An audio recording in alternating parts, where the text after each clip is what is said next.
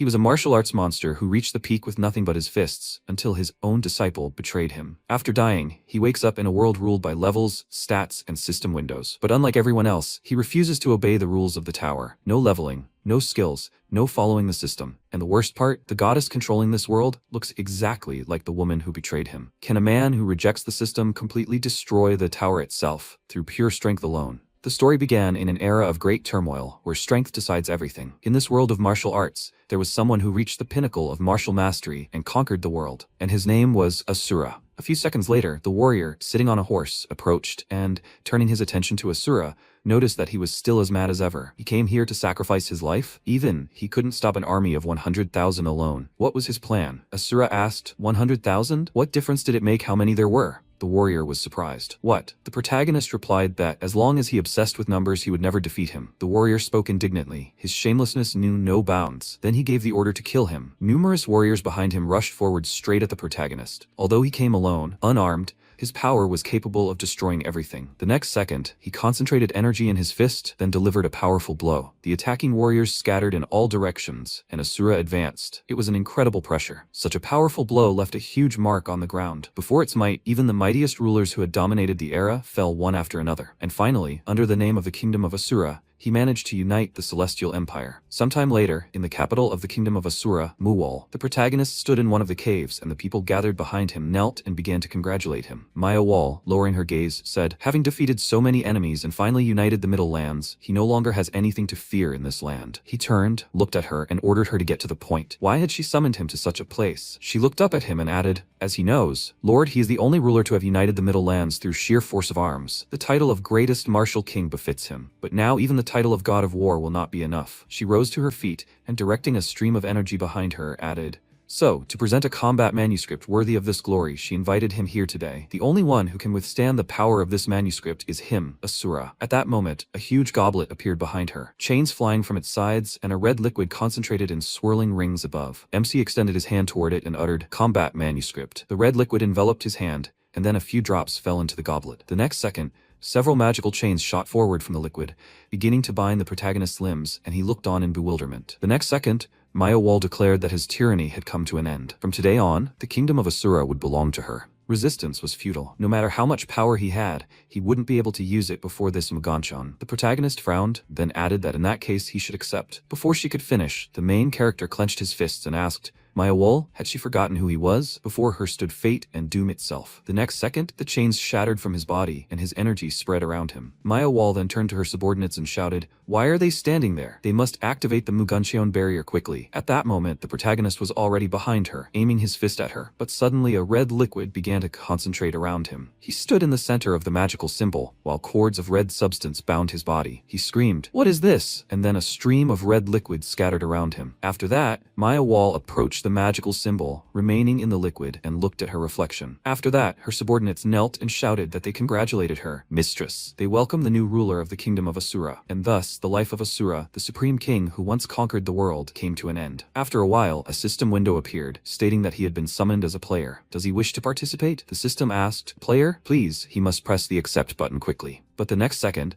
the protagonist shattered the system window into many fragments. A few seconds later, Kim Yuta opened his eyes and wondered in surprise. What just happened? He put his hand to his head and thought, something incredible, an ominous aura. Then Nova, flying next to him, cried out in alarm, Yuta, be careful. At that moment, a huge dragon's clawed paw rushed straight at him, but he thrust his sword to his side, blocking the attack. He stepped back, sighing loudly, and then the monster began concentrating energy in its mouth. The system announced that the monster was summoning an infernal breath, with a preparation time of 2 seconds. MC looked at this in surprise, and then a powerful beam of energy erupted from the mouth of a huge dragon. The system reported, Inferno Breath, an area attack with fire magic, damage 3000 to 6000. The Ascender's Guide is analyzing this skill. Analysis rate 85%. Analysis complete. The Ascender's Guide automatically counters the skill. Fire resistance plus 150%. Remaining time, 1.5 minutes. At this moment, the player held his sword in front of him and delivered several slashing attacks. Then he pushed off the ground, and swinging his sword, used the sacred sword Asterion, Heavenly Punishment. The system reported 9 out of 10 uses remaining. Stripes from the powerful attack began to appear on the dragon's body, and then the system announced that the task was complete. The boss of floor 998, Inferno Balrog, has been defeated. The final task is to reach the top of the tower and complete the conquest. After this, Yuta sighed with relief and said that disaster had almost happened. Nova flew up to him and asked, "What's wrong?" She flew up from the other side and added, "Is something wrong?" Only the top of the tower remained. She suggested they quickly get past this and return to their families, and he smiled, looking at her, and noticed that she was right. That's how it should be. For 3 years, since they were summoned to this world, they had been moving forward, thinking only about conquering the tower, although now only the top remained. Why did he feel uneasy? What awaited them on the other side? At that moment, Nova looked at the player with interest and called out to him. He remained silent in response, then placed his hand on the huge gates and thought that he should pull himself together. What was he thinking when he finally reached this point? After that, he opened the doors, and Nova asked if everything was all right. He answered affirmatively and said that they should go. He thought about whatever awaited them in the final stage. There were no monsters here superior to his stats. He would return to his world at any cost. But at that moment, the creature that appeared before his eyes was there. The next second, Asura appeared from a stream of smoke. He looked thoughtfully at the players and, folding his arms, asked, "Who are they?" Yuta wondered, "What is this? Some old man? Could he really be the final boss?" Then Asura looked around and, frowning, asked, "What is this place anyway? Maya Wool, where did she imprison him?" And then Yuta thought in surprise, "He's talking? So this is a monster with some level of intelligence. No, he shouldn't let his guard down because of its appearance. Whatever it looked like, it was the final boss of the tower, so he would finish it off once and for all." With these thoughts in mind, he grabbed his weapon and charged. He swung his sword, but Asura easily dodged his blow and looked at him in surprise. After that, the player added several more slashes. He stood up and swung his sword, shouting, "It's over!" He used the sacred sword Asterion, and the system reported that there were 8 uses of heavenly punishment remaining. After that, Yuta looked at him thoughtfully and noticed that he was weaker than he thought. At that moment, Asura, holding the blade of his sword, asked, "Hey kid, what's he up to?" And Yuta, perplexed, looked at him thinking, "It can't be." He parried his ultimate attack with one hand. So this is what the final boss is like? Then he stepped back, drawing his sword, and the system reported, "The Ascendant's Guide is analyzing the target's weakness. Analysis rate 78%. Analysis complete." The Ascendant's Guide automatically targets the opponent's weak point. At that moment, Yuta pointed his sword at Asura's neck, and the system reported a success rate of approximately 87.86%. But the next second, Asura stopped his sword with one hand and said, "Enough." The system began reporting an error. The Ascendant's Guide's success rate is plummeting. Yuta looked ahead in surprise and thought, the success rate has dropped below 1%? He'd never faced an opponent like this before. "This old man, who is he?" Then Asura said,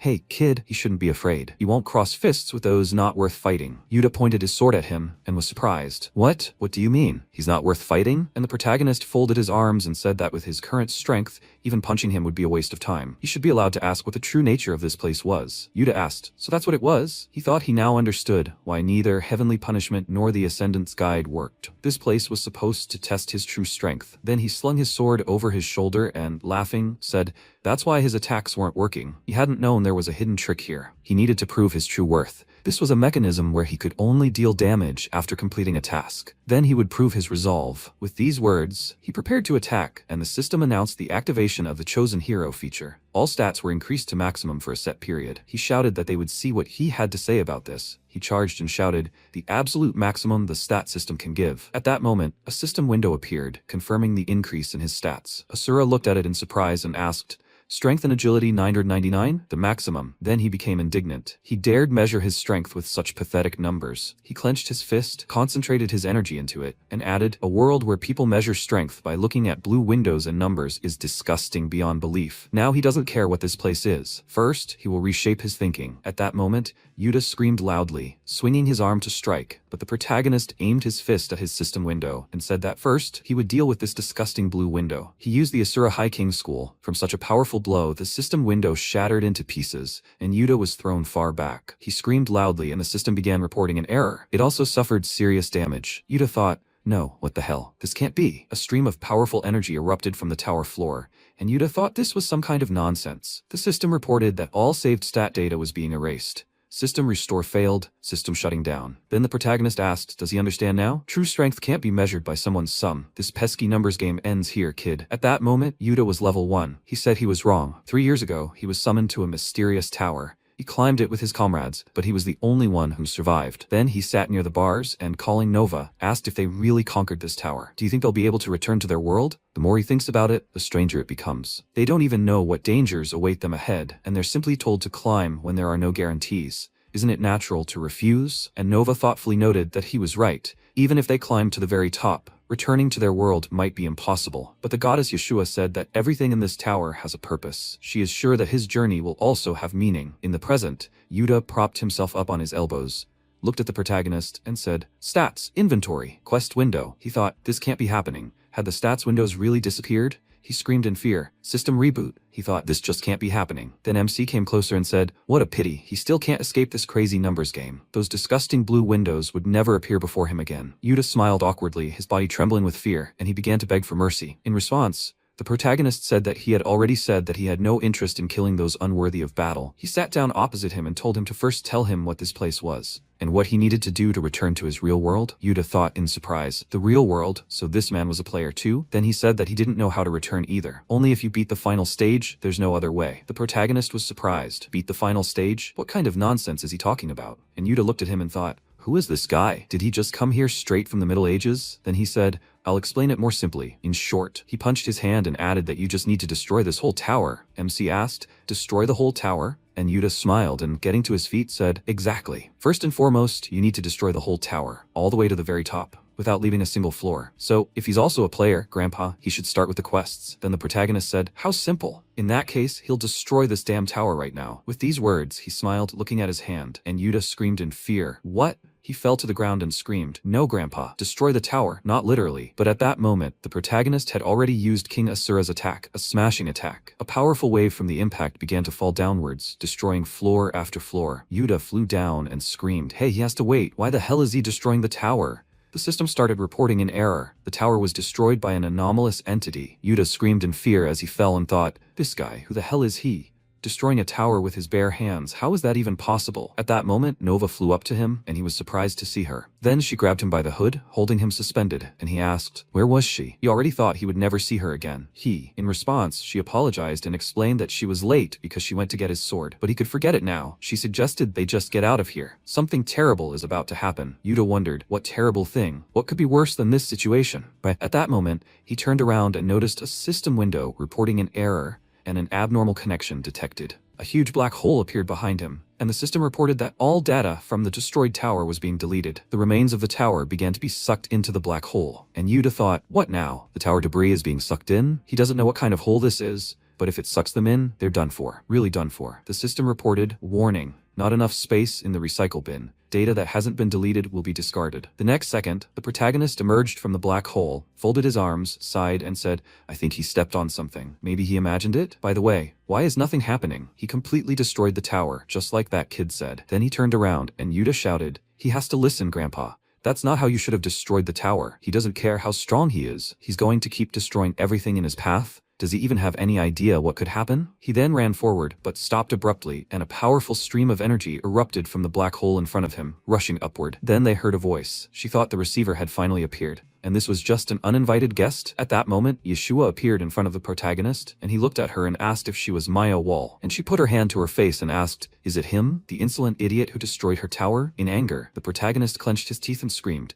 so that's where she was hiding, Maya Wall. He charged and screamed, how dare she do this to him? Then she waved her hand, and the powerful energy pinned the protagonist to the ground. Yuta screamed in fear, Grandpa. And Yeshua asked if he couldn't hear her. She was asking him if he was the one who destroyed the tower, and Yuta thought, impossible. She neutralized that old monster in the blink of an eye. Could this girl really be the goddess Yeshua that Nova was talking about? Then the protagonist dug his fingers into the ground and, rising, said, I see. She's clearly not the Maya Wall he knew. She didn't use that strange power. However, judging by her words, she created that damn tower in that disgusting numbers game. Wasn't that her doing? Good. It's exactly as she says. That damn tower and that disgusting numbers game. So quickly, she must return him to his kingdom. But in response, Yeshua laughed and shouted that he really was funny. Returning home by breaking the tower? Who told him that nonsense? Okay, tower or system windows. He can break them as much as he wants. If he really destroys everything she created, so be it. She will send him back to his world. But he shouldn't think it would be easy. The next second, she concentrated energy on her fingertip, and then player dummy images appeared around her, and the system reported that some data was being restored from the trash. Player dummy images were being created. Yuta asked fearfully, what's this? More and more players were appearing, and he said, so many. Then Yeshua smiled madly and said, because now there will be even more towers in this world for him to destroy. The next second, Yuta concentrated energy in his sword and leaped to attack, pointing the sword straight at Yeshua. But a barrier appeared in front of her face, stopping his blow, and she asked, "What's this piece of trash?" A few seconds earlier, one of the rebellious players had said, "They must conquer the tower, Yuta. They must conquer the tower together." And Yeshua had said, "No matter how powerful he is, the balance of this world is not so simple." Before she could finish speaking, Yuta pointed his weapon at her and, mad with rage, screamed, "Is she kidding me?" He thought all his comrades were dead. These people were with him, risking their lives to climb the tower. There's no purpose in this hellhole, and she still dares treat them like this? Is this why they were dragged into this tower? But then Yeshua waved her hand, throwing Yuta far back. She asked, "Isn't it obvious? They were all just details necessary to complete this perfect world. The world she created was still unstable, so she needed their power. That's why she forced them to climb the tower, through fictional missions called tasks." Yuta screamed, "For this, how dare she?" She pointed her hand at him and said that she had nothing more to say to him. Since he had no power left, she no longer needed him, dear player. With these words, she concentrated energy in her hand, and Yuta, with tears in his eyes, clenched his teeth and screamed. Damn it, he thought it was all his fault. He said that he shouldn't have climbed that damn tower in the first place. He thought that if he had been even a little stronger or a little smarter, he could have defeated this woman. But the next second, Yeshua's hand separated from her body, and the protagonist rushed forward, leaving a powerful mark on the ground from his blow. Yeshua turned sharply and thought, "What?" And the protagonist stopped next to Yuta and said that he underestimated him. A puppy. How dare he touch his prey before him? Yuta looked up at him and said, "Old man," and he said that his courage was worthy of respect, but he was still far from mature. "The ones who will blow off her head." With these words, he appeared next to Yeshua and delivered a powerful blow straight to her head. He added that it would be him. He held Yeshua by the neck, and she looked at him and said, "Unbelievable." And he achieved this power without the system. However, she won't let him do whatever he wants. With these words, she placed her hand on the protagonist's torso. He cried out in surprise, "What is this?" Her nasty tricks again. She reached for his face and asked that they conquer every tower in this world. She will be waiting for them at the highest point of this world. Then she dissolved into the clots of energy that spread around. The protagonist said that no matter how much he thought, their resemblance was simply striking. Then he asked, "Why did she send him here, Maya Wall?" Meanwhile, the player dummies rushed to attack, and Yuta held his sword in front of him and shouted, "Chun Young Hoon, Choi Yun Seo." Do they recognize him? It's him, Yuta. And Nova, hanging in the air next to him, noticed that it was useless. Even if they recognized him, it would just be a residual reaction from their memories. He wanted to object, but the protagonist easily dealt with the attacking Risen player and asked, "What is he doing, brat?" Yuta was surprised. "An old man?" He said he didn't have time to fight these small fry. He had to quickly take him to those damn towers. He was surprised. No, he had to wait. These people, they were his comrades. If they left this here, before he could finish speaking, the MC became indignant. Comrades? Do they even look like that? They were nothing more than the vengeful souls of the dead. Dwelling on them wouldn't change anything. If he was so attached to them, he could live out the rest of his life playing with these low-level ghosts. He went off to find this woman. At that moment, several Risen players jumped at him from behind, but he spun around and swung his leg, attacking several of the attackers at once. He exclaimed, "Damn pests! How dare they block his path? He's in a hurry, so he'll take them all out with one blow." With that, he clenched his fist, then looked at his hand in surprise and asked, "What is this?" He couldn't feel any internal energy in his body. Had she really sealed his dantian? He then smiled and, placing his hand on his forehead, added, "How interesting." She decided to test him. No matter what she did, it wouldn't stop him. Even without martial arts, he was still the strongest. With that, he dealt with a few more player dummy units and, aiming for the next group, shouted, "Isn't it time for him to stretch for the first time in a long time?" He delivered a powerful punch, sending the player dummy units flying in all directions. Yuta, his mouth open in surprise, thought, "I knew it. This guy is a monster, fighting so many dummy units alone." But despite the old man's fighting prowess, the player dummy units regenerate. If the battle doesn't end here, he'll eventually just get tired. He has to help him. With these words, he took a stance and concentrated energy into his weapon. Nova flew up to him and shouted that he should calm down. Without stats, his body can't withstand the holy sword. He could die, and he replied that he knew, but if he didn't, at that moment, one of the dummies extended his hand forward and said, "Yuta, together to the tower. They must conquer this. Yuta." But he plunged his sword into the dummy's head and, frowning, said that he couldn't avenge his fallen comrades. So he simply had to find this woman who did this to him and his friends. Meanwhile, he headed to the next group of player dummies and shouted, "Hey, old man. He doesn't need to dodge. He can withstand hits, right? He should just aggro these people onto himself." And the main character struck one of the dummies and wondered, "Aggro? What is he talking about? This brat." The next second, he dealt a few more blows and shouted that he shouldn't give him orders. And Yuta thought, great. All the dummies gathered around the old man. He pushed off the ground and jumped up, thinking this was his chance. He focused on the faces of some of his opponents. Tears began to flow down his face. He clenched his teeth and thought, "He's apologizing. Guys, I will definitely take their revenge, no matter what." With these words, he used the sacred sword Asterion, heavenly punishment. a powerful flash of energy spread around, and a few seconds later, the protagonist folded his arms across his chest and grinned, saying, "Incredible, this impudent brat." He looked at Yuta, who had dropped to one knee, and asked, "It turns out he's quite useful, huh?" He, trying to catch his breath, replied, "Old man, he must remember one thing. The one who kills this woman will not be him, but him." With these words, he pointed his weapon at the protagonist, then fell limply into his arms. MC laughed and screamed, "This little brat, who only knows how to eat dust, dares to give him an order a second time? Good. He made him laugh, so he'll reward him. If he ever becomes stronger than him, he'll give him a chance to kill her. He'll be looking forward to it." Meanwhile, a man with a deer skull in place of his head rose to the edge of the cliff. Dark energy concentrated in the creature's eye sockets. After a while, the protagonist sat in a meditative pose under the flow of a waterfall. The next second, he suddenly opened his eyes and punched his fist in front of him, directing the energy forward. He said as he thought, not a trace of his internal energy remained. He looked at his fist, and smiling, asked, "Did she really seal his dantian? What impudence." Since things had come to this, there was perhaps no other way out. Then he approached the sleeping player, and kicking him, shouted, "How long are you gonna lie there?" The powerful blow sent Yuta flying into the wall. He crouched down and, grabbing his weapon, shouted, "You senseless block." He decided to show his true colors, huh? Well, one more time, but for real this time. And the protagonist said, it seemed he still hadn't come to his senses. Did he really want to die that much? He didn't have time to fool around with him. He needed to smash those damn towers to dust as soon as possible.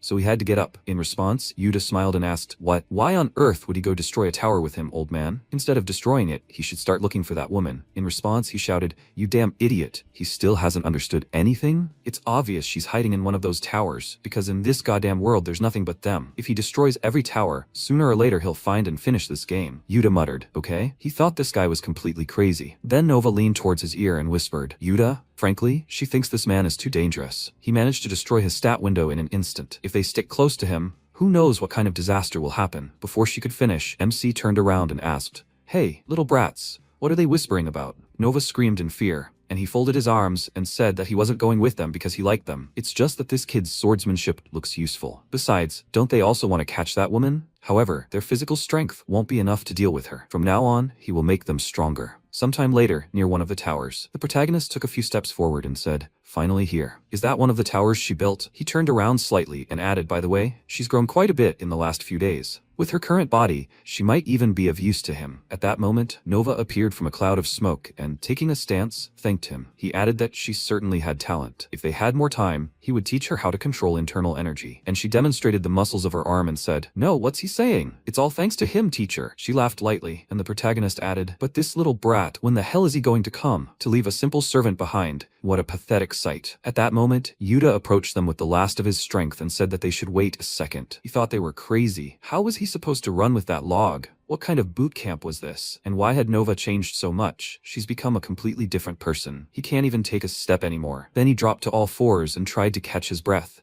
And the protagonist, frowning, looked at him and said, "Pathetic little thing." He still managed to catch up. In any case, this tower looks strange. This will be even more disgusting than the last one. Then Nova asked, "Teacher, are they entering yet?" But she didn't see anything resembling an entrance. He smiled and said that there was no need for that if she was his student. After all, right here and now, he would completely destroy this damn tower. She screamed joyfully, as expected of a teacher. He must destroy it with one hit. And Yuta was surprised. What? No. He should wait a minute. He suggested they come up with a plan first, but the next second, MC had already delivered a powerful blow with his fist, and the system reported a critical error. The protagonist's hand was covered in energy, and the system reported a forced move inside the tower. They began to be sucked in, and they screamed loudly. Yuta stretched out his hand and shouted, "Crazy old man, he told you he should have thought first." After some time, they found themselves on the streets of a ruined city. Yuta fell to the ground with a loud cry, and the protagonist folded his arms across his chest and asked what those disgusting structures were. Yuta looked up and asked, "Where are they? This is the city, isn't it? Has he really returned to his real world?" Then Nova, frightened, told him to look there. He looked to the side and thought, those are the bodies of the players. Why are there so many of them? He doesn't know how this happened. But this clearly isn't his world. Then,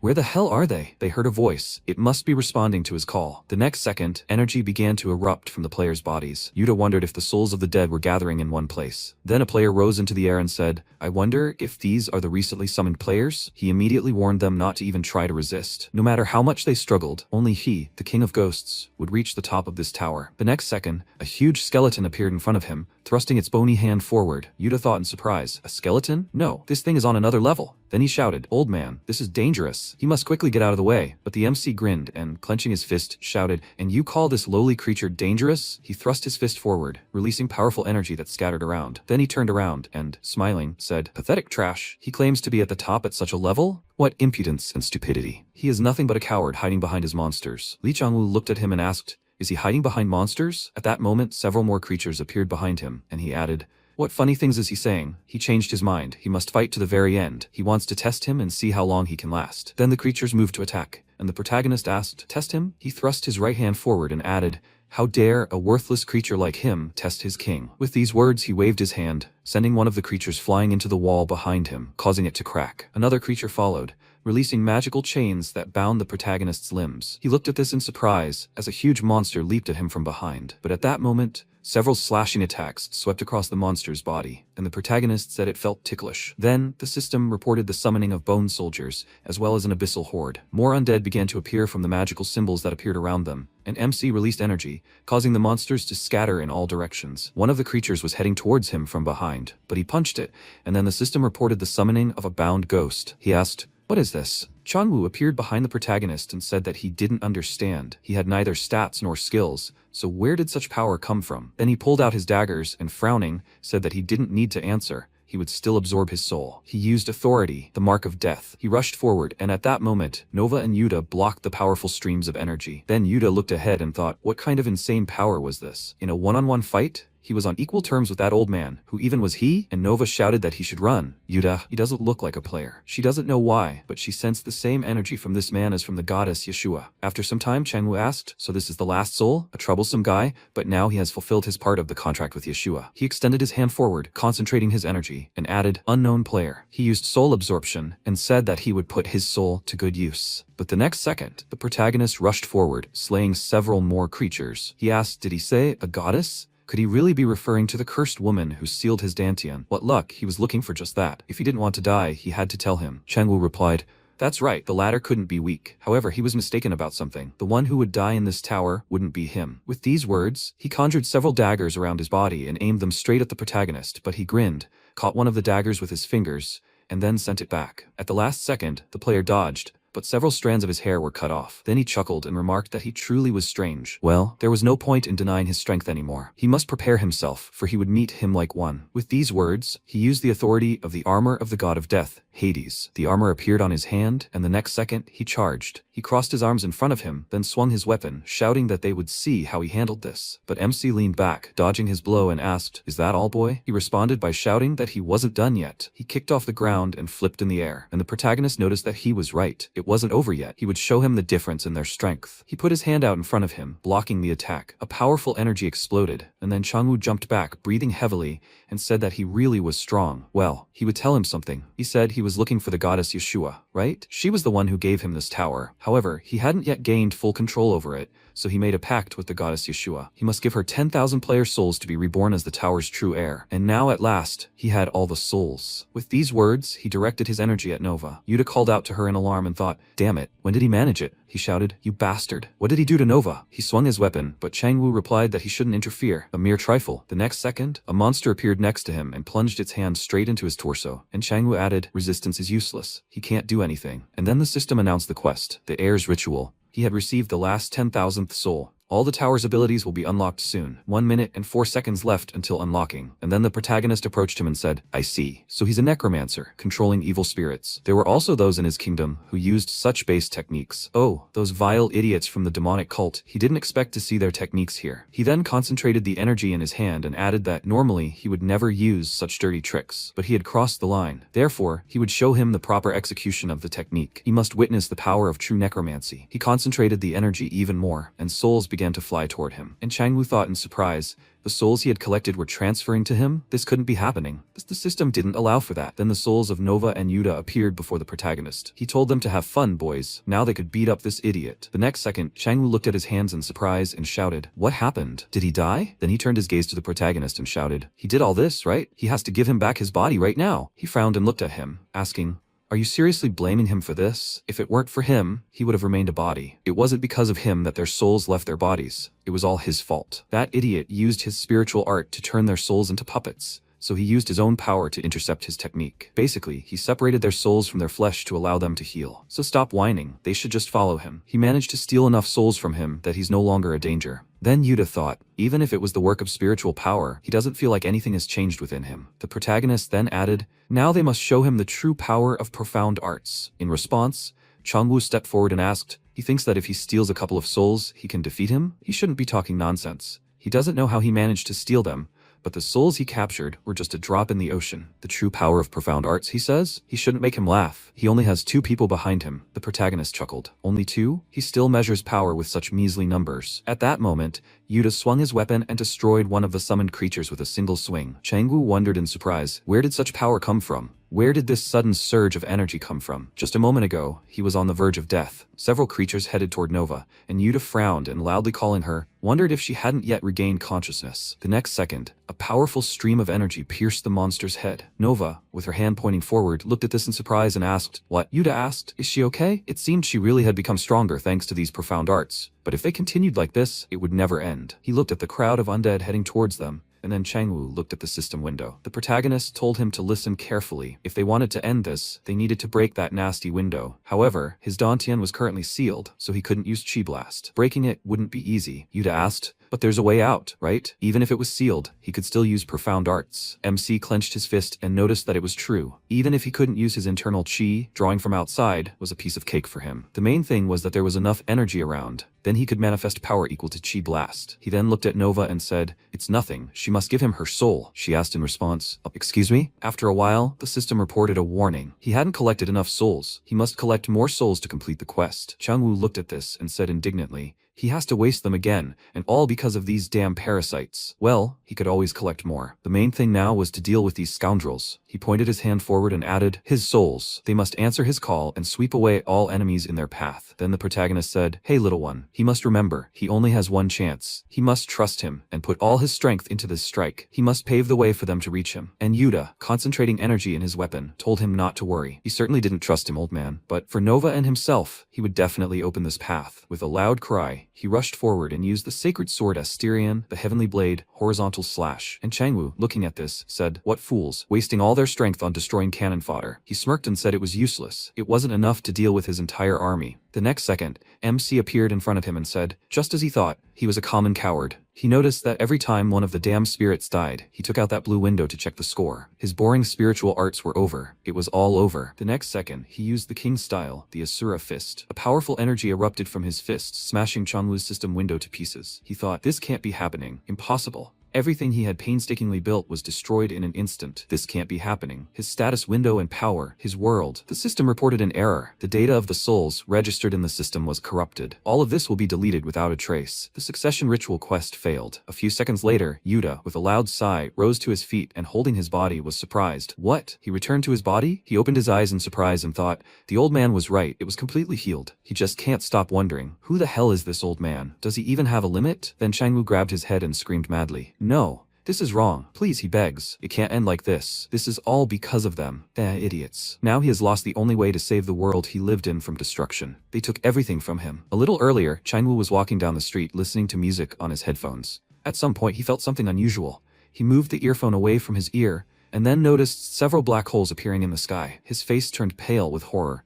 And sometime later, the city was already destroyed. Many bodies lay on the streets, and Changwu was sitting near a hole in the ground, trying to catch his breath. His face was covered in tears, and the next second, Yeshua appeared before him. She directed the system window to him. In the present, the protagonist walked forward and asked, what was he talking about? Was his world destroyed? Yuta asked. Wasn't he the same player as them, summoned from another world? Then why? Changwu put his hand to his head and with tears in his eyes said that when he first became a player, his world was on the brink of destruction due to a wave of monsters. He wanted to save it at any cost, thinking that with this power he could do it. This goal led him to the top of this tower, and there he learned the truth. Whoever conquers the tower will have the opportunity to create a new world. Yuta said in surprise, the opportunity to create a new world? Changwu looked at his hand and answered, yes. He wanted to use this to recreate the world he lived in before, inside this tower. He just wanted to save everyone. And now, when he had the chance to do so, they took that opportunity away from him. He clenched his fist and started screaming. If only he hadn't intervened. If only. The protagonist replied, with such pathetic excuses, the task would have already been completed. Coward. He thinks a pathetic weakling like him can save the world? Then why did he run away when it was collapsing? He never even thought about saving everyone. He only wanted the chance to recreate his world. He thinks that can be achieved by playing with disgusting numbers, trying to recreate the world with such empty force. Whatever he does in this tower will be useless. Since he's mired in grief and forgotten about reality, he should let him say one thing. In an attempt to escape his pathetic reality, he decided to play the hero. In response, he told him to shut up. He ran forward and swung his fist, but MC dodged it and punched him in the cheek, sending him flying into the wall. He thought, no, that's not it. He really wanted to save everyone. Not long before, Yeshua stood next to him and said, "Dear player, he's finally cleared all the tower's levels. Now if he wishes, he can return to the moment before his world's destruction to face the wave of monsters and save everyone. Or, he can accept a special quest to inherit the tower's powers and recreate his world. So what will he choose? Will he return to his world, face the wave of monsters, and become a hero in an endless war? Or will he create the world he desires within this tower and become its savior?" Then he replied that he would inherit the tower's power and save his own world. In the present, the system began reporting the tower's destruction, deleting all data. Yuta glanced away sharply and asked, "What else? Is the tower really falling apart?" Then, he looked at the protagonist and asked, "Old man, what should they do? If they stay here, they'll perish along with the tower." Then Changwu said, Yeshua once told him that all the towers in this world will eventually lead to the same path. He didn't know what exactly her words meant, but perhaps if they reached the end of this path, they would finally find the goddess Yeshua herself. If he wanted her, he had to find this path. Yuta asked what he meant by a single path, and why was he even telling them this? Then Changwu crouched down and said he now understood what the muscular man had meant. He had been a coward, indulging himself in playing the hero to escape reality. However, that wouldn't change anything. In the end, he had already given up on returning to his world. In this world of nothing but emptiness, he had no reason to live. The exit had to be right behind him. If he hesitated, he too would disappear. He had to get out of here before the tower collapsed. Was he going to stay here? Then the protagonist walked forward and said, "I understand." Even though he was a coward, he still had some dignity left. He could do as he saw fit. When he found that woman and killed her, he could consider that his fate would be taken care of as well. He walked forward and Yuta called out to him in surprise, shouting, "Is he really just going to leave him here? He could go with them and help them find Yeshua." In response, he told him to shut up, "You ignorant brat." He turned slightly and added, "That man died in a life and death struggle. He already allowed him to choose the place of his death instead of simply killing him. What is that, if not mercy?" With these words, he headed towards the gap that had appeared in space, and Yuta was surprised. "What?" He turned around and said, "But," and Nova shouted, "There's no time. Hurry, just a little more and the tower will collapse." He gritted his teeth and replied that he knew, but he was human too. With these words, he ran up to the player and threw him onto his back. He said that he couldn't leave him here. He called out to him in surprise, and Changwu asked what he was doing. He had nothing left, no strength, no purpose, nothing. Even if he left this tower, he no longer had a reason to live. Yuta looked at him and shouted, "Even if he doesn't have a reason now, he will definitely find one in time, so he shouldn't just throw away his life." Changwu remained silent in response, and then asked what his name was. He replied, "Damn it, is he seriously asking him that now? Kim Yuta, you idiot. Is he satisfied?" Changwu said his name and noticed that it was strange. He was surprised. What? He wanted to fight. "And what's his name, smartass?" He replied, "Changwu." Yuta said that wasn't a very impressive name either. Then Changwu said he had one last request. He handed him a glowing object and said, "Please use this power wisely." He cried out in surprise. "What is this?" He had to take it away from him. Who said he wanted that? He replied that he wouldn't be able to leave the system without this power anyway. He wouldn't be able to maintain his body. He began to fade away and added that he absolutely must return to his world. Yuta held the object in his hand and tried to call out to the player, but the system issued a warning. The tower will completely collapse in 1 second. All data is being deleted. Tower number 312 was completely destroyed. Meanwhile, Yeshua, looking through the window that appeared in front of the system, smiled and said, "He's destroyed one tower. He needs to push harder." A player with no stats. The system window reported that all the data inside the tower was deleted. Yuta said it really disappeared. He wonders, couldn't he have saved him from the start? Would the stat window have shattered anyway? He thought if this were destroyed, the player's physical body would disappear along with him. In that case, he should have died. So why is he still alive? Does the system's power still remain within him? MC asked, "Why is he so quiet, man? He's looked serious for a while now. Is it because of that guy?" He chuckled and said, "Well, it turns out he's a good guy." Yuta asked, "So what? Will he nag him again?" He just has a bad taste in his mouth because of that guy. He was definitely a villain, but he can't shake the feeling of pity. He also gave him this. He told him to use it for good and return to his world. He doesn't know what kind of power this is, but for now, he'll give it to him, man. This seems like the best solution for now. Asura looked at the artifact and said thoughtfully, he could feel that cursed woman's chi from this thing. Perhaps with this power he could unlock his dantian. Yuta asked, really? Then he'd regain all his power. MC ordered him not to get ahead of himself. This would only restore a tiny portion. The energy in this object was indeed like that woman's, but it was nowhere near the powerful chi with which she had sealed his dantian. Yuta spoke up, wanting to ask, what is this anyway? He was already insanely strong, regardless of some dantian. Asura replied, he only uses external arts now. In other words, it's pure, unbridled physical strength. Yuta asked,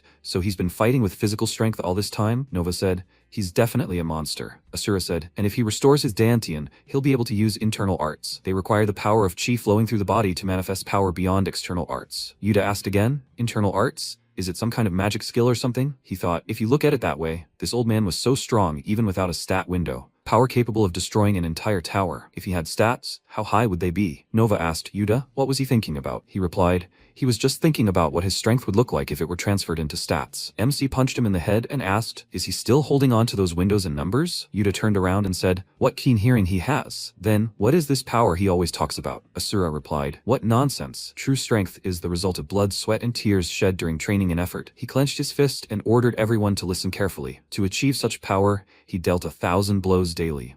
However, if someone else did the same, does that make him weaker? No. No matter how many punches he throws, it all depends on the feelings he puts into it. He clenched his fist and said, in other words, it's about giving everything he has to achieve what he wants, and the rest he'll gain along the way. He directed his punch forward, breaking a path in the forest. Yuta and Nova's eyes widened in surprise and froze. Asura asked, did he understand? In any case, the real problem is how to use this power. Yuta cried out, what a nightmare. I don't understand anything. Maya Wall, what the hell is she thinking? After a while, Asura asked, is he seeing this for the first time too? Yuta asked again, what? Yes, because of someone. His stats were destroyed before he could pass the tower. Asura replied, I understand. He turned around and asked, I wonder if that guy knows about this? Yuta looked at him in surprise and MC asked, is he also after this power? Let him show himself. A monster appeared in front of them and Yuta screamed, what is this anyway? Is this the monster from the tower? But there is no evil aura coming from it. Who is he? The monster swung his axe and Asura laughed loudly. He screamed, okay, they'll get straight to the point. Let him attack. The monster rushed to attack and swung his sword and Asura prepared for it. He hit the opponent who said, axe style. He hit the ground and used earth crushing. Drops of blood appeared on the ground when MC held the axe with his hand. He said, he has a very strong stance. The monster looked at him and Asura said, however, he rushed to attack and said, this is not enough to challenge the king.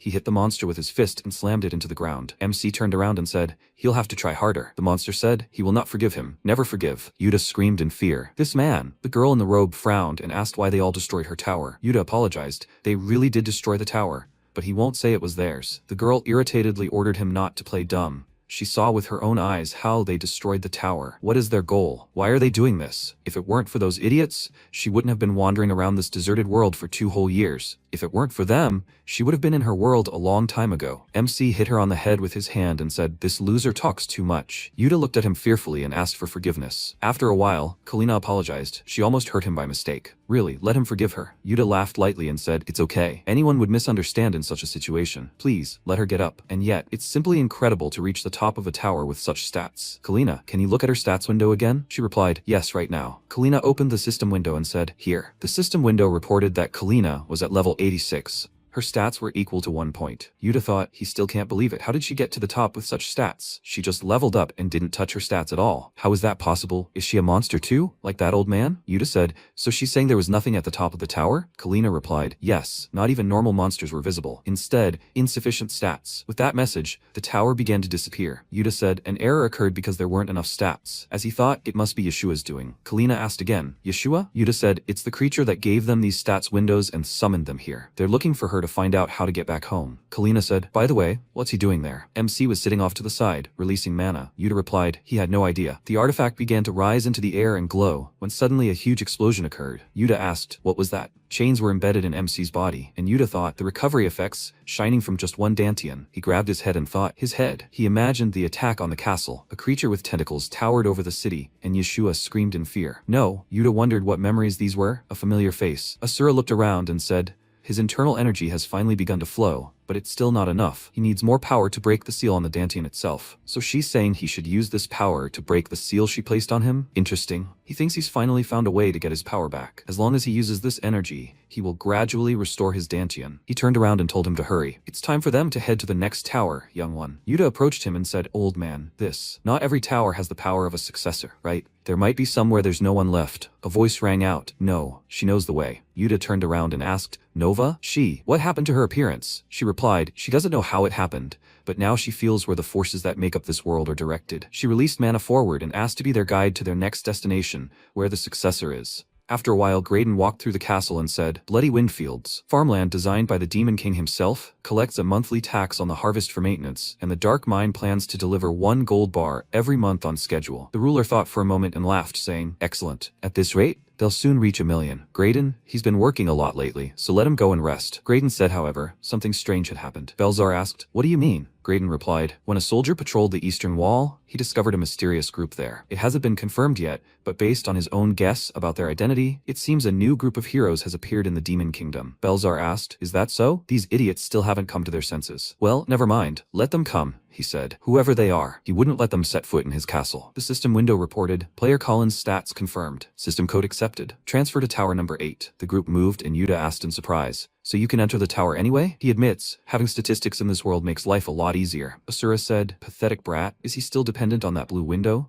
They don't have time for idle chatter. He needs to restore his Dantian as soon as possible. So brat, where is that so-called heir? Nova pointed her finger towards the castle and said, the heir's power comes from there. At that moment, the man screamed. He failed the Demon King again. Hero Evan. How much longer must he wait until he finally defeats the Demon King? Evan replied, they were very close, but at the very last moment, his equipment suddenly broke. Does he understand? If he could buy him better equipment, he definitely would have succeeded. The man asked again. Equipment? Just a few months ago they gave him the best they had, didn't they? Evan laughed and replied, that's true, but those weapons weren't his style. Does he understand? He imagined the image of a girl and asked, and while we're on the subject, how about recruiting new holy maidens? He feels like his holy power has weakened a lot lately. The man said irritably, how shameless. Evan James. He is no longer the hero of their kingdom. He is banishing him from this kingdom forever. Evan looked at the swords pointed at him and laughed. He said, what is he saying? He said it was different this time. He has a secret weapon ready. The man screamed. He thinks he doesn't know how he used the treasury to live in luxury under the pretext of hunting the Demon King. If he doesn't leave on foot, he will order his execution on the spot. Evan raised his hand and asked, isn't this too much? He has done so much for this kingdom. At that moment, the wall into the hall was broken, and the knights cried out in surprise. What the hell? What is happening? It can't be. MC stopped in front of them, and the knights screamed. Are they being attacked by the Demon King's army? Sir, it's him. Asura released his mana and cried out, if they don't want to die, give him their power immediately. The knight asked, does he even know where he is to cause such chaos? Let them detain this man immediately. Desecrating the royal palace is punishable by death on the spot. Asura struck the guards and sent them flying, and Evan looked at him in surprise. The knights asked, what was that? Did 2 royal guards just fly away from one blow? Who is this guy? Evan grinned and shouted, as he sees it, Your Majesty, these are the very secret weapons you spoke of. And these aren't just any incredibly strong men. Each of them will be stronger than an ordinary S-rank mercenary. With these men by his side, he will surely defeat the Demon King Belzar. Asura asked with displeasure. What? After a while, Evan hit the wall, and MC asked with displeasure, what kind of cheap show was that? Evan apologized. Are they newbies or heirs? Yuta replied, well, they. Evan hugged him and said, oh well, it's fine. It's not that important. As far as he understood, they came for the heir's power, right? Then they're in the right place. He offered to go with him to kill the Demon King. Asura ordered him to stop talking nonsense. He'll just rip that power out, right from his body. Evan asked, is that it? Then let him try. If he's confident that he can extract the heir's power without destroying this. Asura asked, what? Evan asked. He didn't know. If he tries to take another heir's power, this will be destroyed. But if he goes on the quest to exterminate the Demon King with him, he'll hand over his power to him fairly. Yuta looked at him carefully, and Asura said, enough. He's not going to cooperate with him.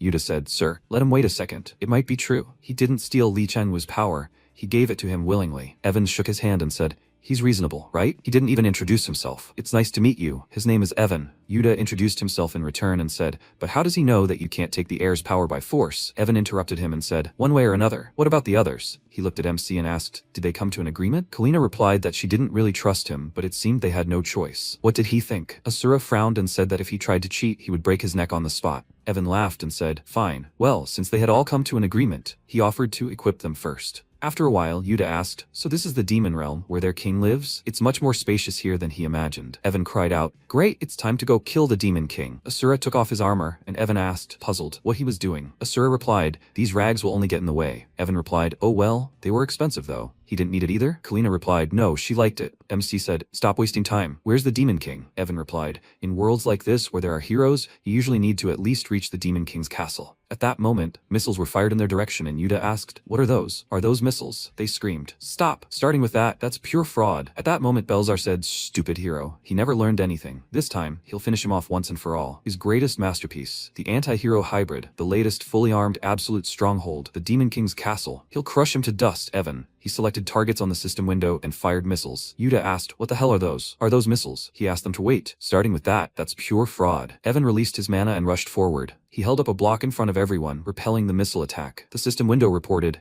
a universal warehouse of another world. Evan turned around and asked, is everyone safe? Yuta thought, this is incredible. He blocked all the missiles with one blow. This guy, he's a little annoying, but so this is what the true air is like? Evan clicked his tongue and said, this Belzar, did he decide to go all out from the start again? Evan asked to listen. Every area here in the demon realm is a dungeon designed by the Demon King. Lava, rocks, trees that they see, any of them can become a weapon of this type. They can't let their guard down. They never know when and where the next attack will come from. At that moment, they began to be attacked again. Belzar cried out. He brought his comrades with him again. The hero Evan. Does he really think he'll let him march unhindered to his castle? Evan cried out in displeasure. The Demon King Belzar. How long does he plan to hide? If he calls himself the Demon King, let him come out and fight them face to face. No matter how he dodges and hides, he will never be stopped. Belzar laughed and said, since he is so determined, let it be his way. In that case, he will resist his will with all his might. Yuta looked at him in surprise and thought, is this the status window? Wait, so this Demon King is also a player like them? Belzar cried out, well then, heroes. Let them enjoy the show, a brand new dungeon of the demon realm, which he designed especially for them. Blocks appeared around them, and the system windows reported, loading new map data. A new dungeon has been added to the demon realm. The targets will be moved to the new dungeon. After a while, Yuta ran down the corridor and yelled loudly. He screamed, why are there so many traps here? He accidentally touched a brick, when suddenly something jumped out from it. No matter how many traps he hid, it was too much. Kalina swung her axe and chopped through the rocks. She asked, is he okay? Yuta cried out joyfully. Kalina, is she okay? She asked, where's everyone else? And what is this place anyway? Yuta replied, he thinks it's a dungeon the Demon King created himself. Kalina asked again, a dungeon? Yuta replied, yes, she doesn't know what it is. This is common in games. Dungeons usually have a confusing, labyrinthine layout, with monsters and traps randomly placed everywhere. Kalina replied, I see. Everything is like he said. This place really is like a confusing labyrinth. No matter how many different paths they try, they still return to the same place. How then are they supposed to get out of this dungeon? Yuta replied, first they need to find the master and Evan. If anyone can break into this place, it's him. At that moment, MC slammed his fist against the wall, which surprised Evan. He screamed, no sir, please, don't destroy everything in the way. It'll make it even harder to find the exit. Asura turned around and ordered him not to dare order him around. Stupid, loud-mouthed brat. He'll find his own way. Evan looked after him and said, fine, let him do whatever he wants. He could break down every wall here. He'd still end up back where he started. And yet, Belzar really had prepared himself this time. He looked at the compass and said, even with this tracker, he can't find the way at all. Could this really be another failure? He sat down on the floor and said, they can't even get close to the Demon King's castle, let alone defeat him. At this rate, he'll never be able to return to the kingdom. Nova asked Evan, why didn't he say anything about there being another heir besides him in this tower? Evan looked at her questioningly and said he didn't know what she was talking about. Nova told him not to play dumb. The Demon King, Belzar, was clearly a player just like him. She sensed the same air power in him. Evan said, she's funny. Yes, there are two heirs in this tower. When he received this power, there was another player standing with him on the top floor. Nova asked in surprise, by another player, he means Belzar? Evan answered, yes. They thought they had passed the tower together, but apparently the goddess Yeshua thought otherwise. Because of this, the heir's power was divided in two, and they found themselves on opposite sides. One in the human world on the surface, and the other in the demon realm, where monsters live. Nova said, that's when he said he would give them his heir power. Evan interrupted her and said he wasn't lying. The incomplete power can't be extracted anyway, and more importantly, he has no interest in becoming the heir to this tower. The only thing he wants is the complete destruction of the Demon King, Belzar. Nova's eyes widened in surprise, and Evan laughed and said that he was babbling about useless things. There was no need to take it personally. Anyway, they need to get back to looking for a way out of this dungeon. At that moment, Asura broke the wall and came out to them, and Evan said, he sees, he never listens. He said it himself. They always end up back where they started. started. If they want to get out of this dungeon, they first need to figure out their location. MC interrupted him and said, "Stop talking. Let him just follow him. The loudmouth. He's already found the exit." Evan looked at him in surprise and asked, "What?" At that moment, Graydon said, "So the hero got out of the labyrinth. Looks like he'll have to deal with it himself." Yuta said thoughtfully, as he thought, they were back at that statue again. It seemed like this dungeon sent them back to the beginning if they chose the wrong path. Then how were they supposed to get out of here? It felt like they had tried every possible route. No matter how many marks they left on the walls, they disappeared when they returned, so it was useless. Kalina interrupted him and said, "Yuta, doesn't he think there's something wrong with the statue? Was it always this small?" Yuta cried out. She was right. It really did seem to have gotten smaller, and the shape was somehow strange. His eyes widened, and he stopped. He thought, "This is a dungeon." "Really?" Yuta said. He thought he understood. "Miss Kalina." She looked at him carefully, and Yuta asked her to trust him just once. He suggested trying to go back where they came from. Kalina asked, puzzled, what was he even talking about? Go back where they came from. What's the point of retracing your steps? Yuta laughed and said, "He's asking you not to be so strict. Isn't it better to do something than continue wandering aimlessly?" Kalina replied. Okay, she understood. In a situation like this, they should do everything possible to get out. After a while, Kalina asked, "Yoda, what's going on here?" She looked around and asked, "Instead of going out,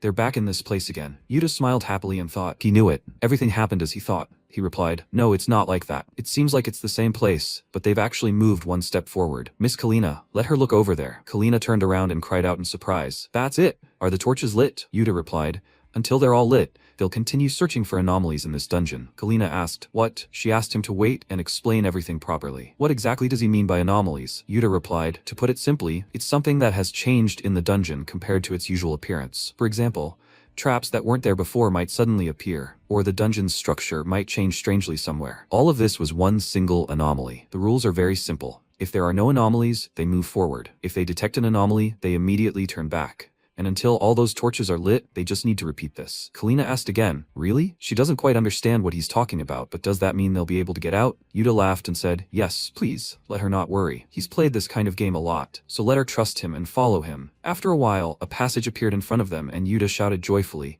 The path was finally open. Kalina said, she can't believe it. How was he able to solve this puzzle? Yuta replied, "He told you so. Such games were easy for him. He had to try every new game. It was his style. When he first saw the statue shrink, he immediately understood the trick." Kalina smiled and said, "Anyway, thanks to him, they made it, Yuta." He suggested they quickly go down and find the rest of their companions. After a while, they descended the circular staircase, and Yuta said, "This is the place." Kalina asked, "Where are they now? Where could the Lord and Evan be?" Suddenly, Graydon appeared behind Yuta, and Kalina fearfully told him to be careful. She thrust her axe forward, and Graydon approached her and said, "They've come this far, the hero's companions. To get out of this labyrinth created by the Lord Demon King himself, they must have considerable talent. However, as long as he's alive." Yuta began swinging his sword, and Graydon turned around and said, "They'll never reach the Lord Demon King." Yuta was attacked and thought, movements. He can't keep up with him. Kalina swung her weapon and tried to attack Graydon, but he deftly dodged. He drew his sword and began to quickly strike. Kalina swung her axe, but Graydon moved behind her. She sensed his presence and turned around abruptly. She thought, when did he? Graydon quickly swung his sword and began to move from side to side. Cuts appeared on Kalina's body, and she thought, damn, he's attacking from all sides. To catch this idiot, is there really no other choice but to use that method? Graydon stopped and said, "She is strong, but her attacks are too slow. With that heavy weapon, she will never defeat him." He didn't have time to finish when his glasses burst. Kalina asked, "Are they really slow?" The system window reported, "Summoning registered equipment." She took out a machine gun and told him to try to dodge this. Yuta's eyes widened in surprise, wondering if Kalina's weapon had instantly changed. He got it. She uses the inventory window to switch weapons mid-battle. But even with a different type, defeating this boss isn't that easy. Kalina began rapidly firing her weapon at Graydon, but he quickly dodged. Kalina pulled out a grenade and threw it in his direction. He cut it and widened his eyes in surprise. He thought it was a smoke bomb? Had she really been using that to block his vision from the start? Kalina drew her sword from its sheath, and the system window announced, "Summoning registered equipment. Changing equipment to a quarterstaff." She tried to strike Graydon, but he quickly blocked the attack. He looked at the quarterstaff, then was knocked back. Yuta thought in surprise, that's impossible. How many weapons does she cycle through in one fight? Compared to her skill and combat abilities, the stats of a first level seem insignificant. Graydon laughed and said he'd never seen such a player before. Not only did she switch weapons mid-battle, but she handled different types with ease. He released dark mana and said, "However, these are just pathetic tricks. He hasn't even used 10% of the ancient demonic power sealed in this blade. Once he unleashes true power, her little tricks will be nothing more." At that moment, Asura appeared in the hall and fell on him. He looked questioningly at Graydon lying on the floor and asked, Who is this, anyway? After a while, Yuta asked, what? He broke through the floor to get here. He can't believe they escaped the dungeon with such a stupid method. But that's so like the old man. Evan laughed and said he didn't believe him either when he heard that idea. He suddenly started smashing walls and then said he found a way. He thought the old man was just strong, but he turned out to be more capable than he thought. Asura looked at him disapprovingly and said, enough chatter. By the way, who is this guy? What does he have to do with the Demon King? Evan replied, that's Graydon, the Demon King's butler, Belzar. He's effectively the second in command in the demon world. Every time they try to raid this place, he appears as the boss of the dungeons Belzar creates to stop him and his companions on their way to the castle. Especially when he enters the second phase, the difficulty becomes simply monstrous. Unraveling his schemes with standard strategies is nearly impossible, so they're very lucky that old monster crushed him and knocked him out right before the second phase was supposed to start. Even though he didn't enter it, the two of them held their own well against Graydon. They're actually pretty skilled, aren't they? Yuta replied, not exactly. It was all Kalina. He was just watching from behind. So the dungeon is completely cleared now, right? Since they defeated the boss, they need to quickly find the exit. If the dungeon is cleared, a door should appear somewhere nearby. Kalina asked, the exit? He means that one? Yuta looked to the side, and she said, the door that was closed just a moment ago is now open. Yuta said, exactly. Then they need to go through the exit. Evan suggested keeping this momentum going and they'll take down the Demon King. Asura frowned and said, he, a terrible hero. How much longer does he have to repeat this nonsense? That idiot, the Demon King? When will they finally see him? Evan told him to relax. They were almost there. Let him endure a little longer. If they passed the next stage, they would probably see the real Demon King. So they need to hold on a little longer. Yuta replied, okay. But, Evan, how does he know they will meet him after the next stage? Wasn't he stuck on the Graydon stage? Evan asked. Isn't it obvious? Usually after the intermediate boss there is a break before the final one. He slapped his palm on Yuta's back and said, maybe you can't tell by looking at him, but he is quite the gamer. It's elementary. Well, then, shall we head out? Just in case there are any traps left, he will look around and follow them. They guys should go first. Yuta looked at him carefully and said, he understand. Then they will head to the next floor first. It might be dangerous there, so let him catch up quickly, Evan. Evan watched them go, then smirked and said, well, it's time to finish this. He walked up to Graydon and used otherworldly warehouse storage. He moved Graydon and said, is this the 70th idiot's been doing this for? Belzar, he needs to try harder. Sometime later, in the Demon King's castle on the first floor, Nova asked if they were really inside the Demon King's castle. Yuta said they got here much faster than he expected. If they could even infiltrate the castle, they would defeat the Demon King in no time. Besides, no matter how strong he was, does he really have a chance against this old man monster? One blow from him would be enough to destroy the Demon King. Evan said he really is incredibly strong. But don't relax, Yuta. It may look like an ordinary castle, but it's actually a huge dungeon created by Belzar himself. Yuta asked if this place is one big dungeon. If that's the case, it's strange that there haven't been any monsters yet. Do they really need to search for anomalies again like in the last dungeon? At that moment, a silhouette appeared in front of them, and Yuta grabbed the hilt of his sword and shouted, what? What is this? Is this a monster summoned by the Demon King? No wait, it's not a monster. It looks more like dummy data. At that moment, loud laughter and shouts rang out. So they made it here, heroes. So his loyal subject Graydon wasn't enough to stop them? Belzar said, well, this time it won't be so simple. He's already finished collecting their data. Let them listen, heroes. A tall creature appeared in front of them, and Belzar shouted. He recreated their strongest points to create the greatest masterpiece. Yuta looked at the monster in surprise and asked, what? MC frowned and asked, who the hell is he? How dare he wear his face? Yuta thought, what's going on here? Where did two old man monsters come from? Is it really possible to do something like this with just data replication? Asura stepped forward and mockingly said, how funny. A doll is trying to imitate the king. He put his hand on the monster's shoulder and asked, but does he really think he can keep up with him? Such a pathetic doll is no match for the king's fist. The monster punched him in the face, causing Asura to fly to the side. Yuta's eyes widened in fear, and MC said, no, his punch can't be that weak. He swung his fist and shouted, if he's going to imitate him, he'd better do it properly. He tried to punch him, but the monster deftly dodged and clenched his fist. He tried to punch Asura, but he quickly blocked it. The monster rushed to attack again, and MC tried to defend himself. Yuta thought, this is impossible. He's really keeping up with this old man monster? Maybe it's just his imagination, but it seems like the real old man is being slowly pushed back. Suddenly, Kalina drew her weapon and fired at the monster. It turned around and used otherworldly warehouse. The bullet hit it, surprising Kalina. The monster pulled the bullet out of the warehouse and it flew towards her. Asura ordered the monster not to look away, the insolent idiot. He swung his fists, and the system window announced, summoning an item from inventory. Warhammer equipment. The monster clenched it and used Six Paths Crusher. It began swinging it, and Yuta asked fearfully, old man? Belzar laughed and said, now that's what he understands. Top-notch performance, right? He said he combined their strongest abilities. Even if the four of them teamed up, they'd hardly be able to win, so let them not waste their strength and get out of the demonic realm. Evan spat and said, this Belzar, he sure does like to talk. He didn't expect even his ability to be copied.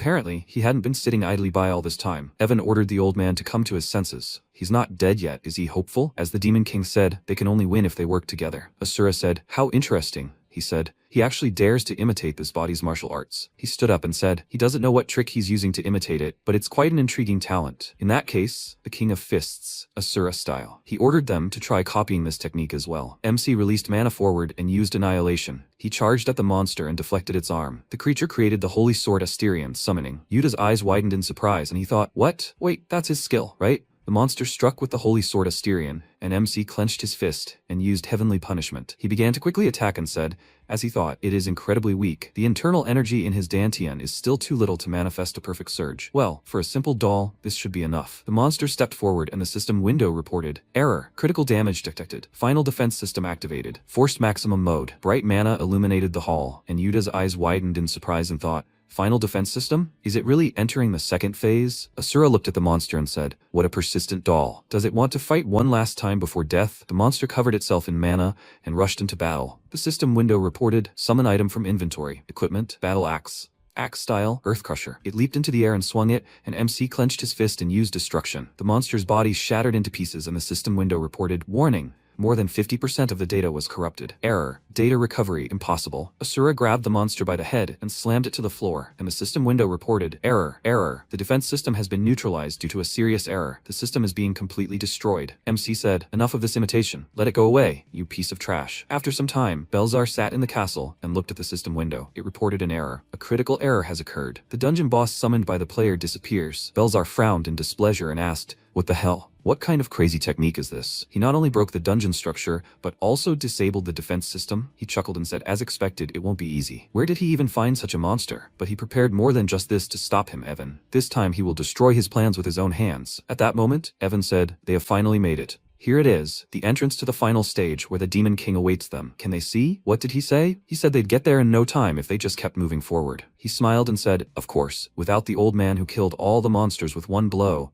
it wouldn't have happened so quickly. Without him, it would have been hard to even get to this place. The doors opened and he asked, so are they going in? He suggested working together and defeating the Demon King. Wait, what's wrong with that guy? Where did he suddenly disappear to? Evan entered the hall and looked around, asking if the Demon King had really abandoned his own castle and run away. The system window reported, warning, an unauthorized intruder has been detected inside the Demon King's castle. Intruder extermination protocol has been activated. Poison gas is being sprayed in all sectors. Yuta's eyes widened in surprise, and he thought, is it poison gas? Of all the possible things, the Demon King uses poison gas? Belzar came out to them wearing a gas mask and said, judging by their faces, it's quite effective. What does his new Venom X taste like? From the moment they inhaled that poisonous gas, their fate was sealed. The system window reported that the concentration of the poisonous gas was increasing. Dangerous. The toxicity level inside the castle had risen to 72%. Evan screamed, oh my god. Guys, make them hold their breath. If they inhale that gas, it's all over. Belzar held out his hand with the potion and said, he's giving them these anti-poison potions directly. Before he could finish speaking, Asura rushed forward and smashed it. Belzar laughed and said, he's definitely a monster. Can he still move normally after inhaling that poisonous gas? Or is he just pretending to be fine? He took out a device and said, in that case, how about this? He shot the vaccine into MC's arm. Asura looked at the syringe and asked, this, Belzar said. He definitely couldn't stand that. This is much stronger than the previous poison. His arm should rot and his organs should leak out. Asura swung his fist and smashed the gas mask on the demon's face, throwing it aside. He clenched his fist and said, how stupid. For him, all this is nothing. The physical form of this body has already reached a state of absolute immunity to poisons. The system window reported, connection with the controlling entity has been lost. A critical error has occurred in the intruder extermination protocol. The protocol has been forcibly disabled. The poisonous gas is dissipating. Yuta drank the potion and cried out, thank you, Evan. He saved them. Amazing. This Demon King was a real psycho. Spray poison gas right after they appeared. If it weren't for him, Evan, he and Kalina would already be dead. Evan laughed and replied, oh come on, it's nothing. He just shared the antidotes with them. It's good that he grabbed a lot of essentials, just in case. Kalina said she was too relaxed. She should have taken the antidote with her too. He saved them. Evan, thank him very much. Evan said no need. Why shouldn't she thank that old man over there? All of this was possible thanks to him. He laughed and said, he knew he was strong, but he never thought it would all be over so quickly. Yuta said,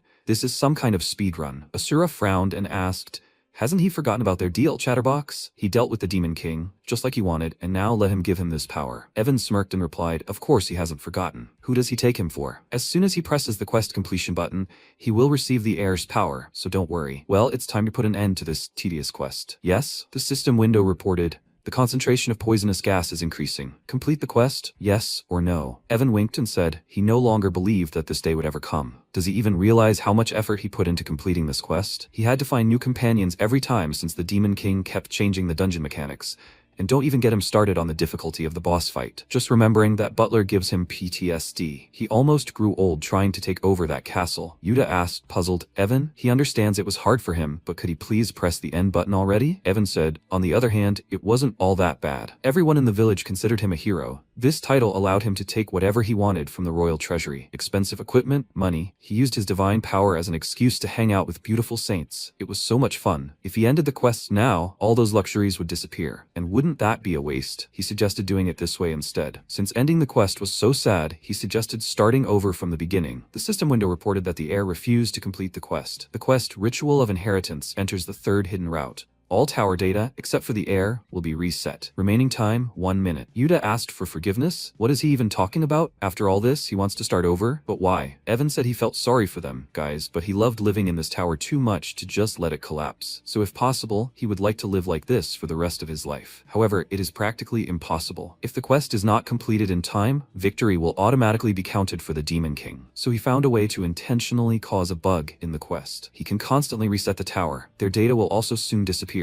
He laughed and thanked them for everything. They guys made his job so much easier. Even after the tower resets, he will not forget their hard work. A huge cube appeared above him and quickly fell. He jumped back and turned around to see Belzar. He said he told him what he wants will never happen. The system window reported that the details of the quest Inheritance Ritual have been changed. The tower can no longer be reset. Belzar said that the bug he had been abusing for so long, he fixed.